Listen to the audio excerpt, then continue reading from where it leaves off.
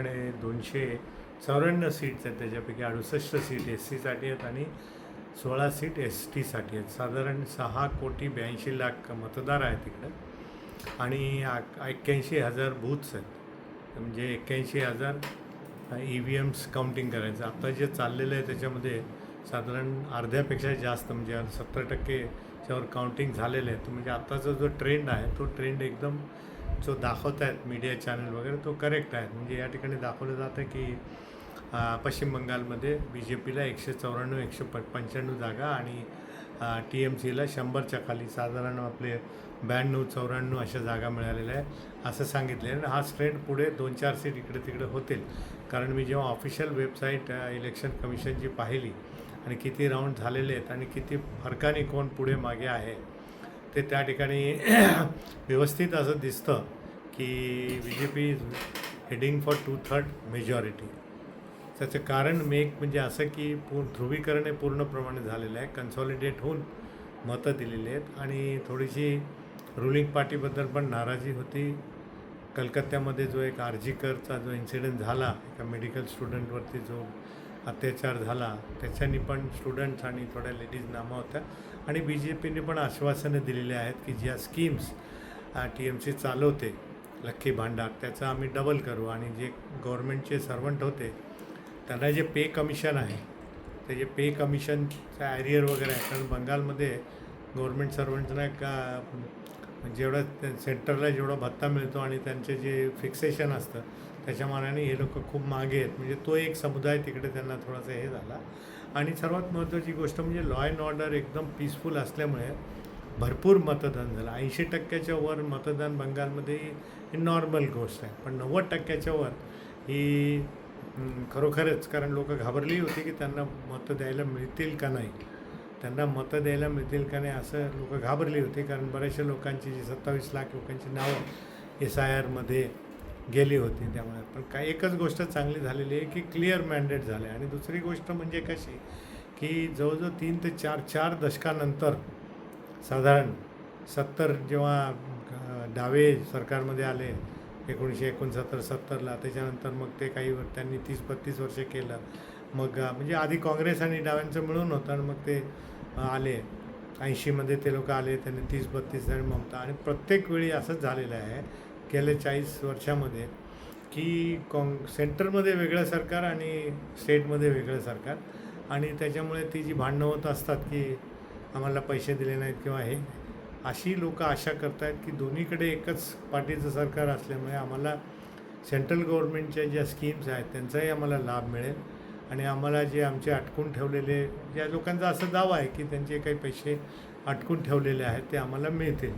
पण यावेळेला यूथ पण बऱ्यापैकी बाहेर पडला आणि काही मतदारसंघ आहे जिथे 97च्या वर जवळजवळ 98च्या जवळपर्यंत टक्क्यापर्यंत मतदान झालं आणि लोएस्ट मतदान झालं आहे ते 85-86 दार्जिलिंगमध्ये का कॅलिम्पॉंगमध्ये झालेलं आहे.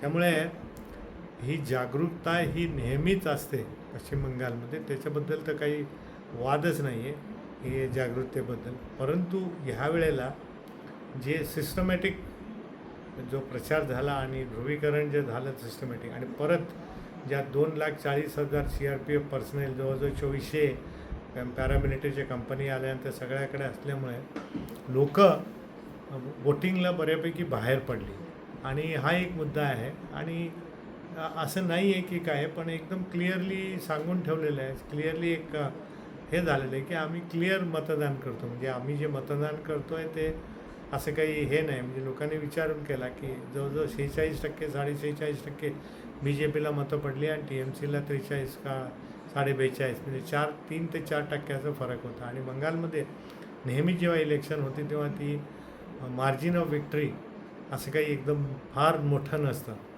मार्जिन ऑफ विक्ट्री हे नेहमी थोडंसं असतं. आत्ताही जे चाललेलं आहे थोड्याशा सीट इकडे तिकडे होतील कारण अर्धापेक्षा जास्त 70% काउंटिंग झालेलं आहे आणि काही काही ठिकाणी जे विक्ट्रीचं जे मार्जिन आहे ते म्हणजे लीड जे आहे ते 2,000, 2,500, 3,000 पण मॅन्डेट एकदम क्लिअर आहे आणि 2/3 त्यांना मिळालेलं आहे.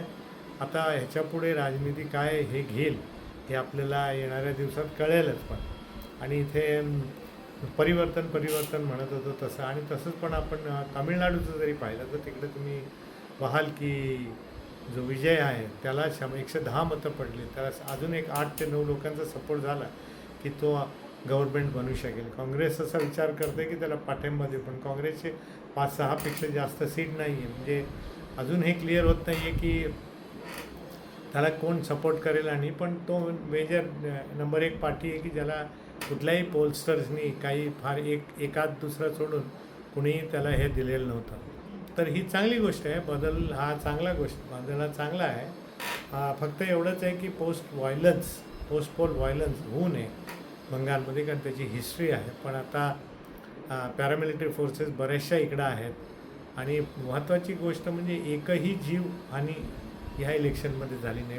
बंगालमध्ये हा नेहमीचा एक हे झालेलं आहे की 60, 50, 24, 20 पंचायत इलेक्शनमध्ये याच्यामध्ये नेहमी ही रक्तपात झालेला आहे. पण तो न झाल्यामुळे परिस्थिती चांगली आहे आणि शांततेमध्ये आहे. म्हणजे आत्तापर्यंत तरी काही नाही. आणि मला वाटतं दोन्ही पार्टीच्या लिडर्सनी हे केलेले की आपण कन्फ्रंटेशनवर येऊ नये, ही फार चांगली गोष्ट आहे.